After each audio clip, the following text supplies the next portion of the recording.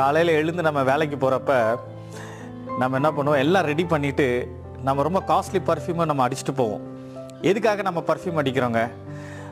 வேலையில் இருக்கிறப்ப நம்ம சுற்றி இருக்கிறவங்கள நம்ம அட்ராக்ட் பண்ணணும், அல்லது நம்ம பிரயாணத்தில் இருக்கிறப்ப நம்மோடு கூட இருக்கிறவங்க அல்லது நமக்கு தெரிஞ்சவங்களோ தெரியாதவங்களோ அந்த பர்ஃப்யூம் மூலமாக அட்ராக்ட் ஆகணும்னு சொல்லிட்டு நம்ம என்ன பண்ணுறோம், பர்ஃப்யூம் அடிக்கிறோம்.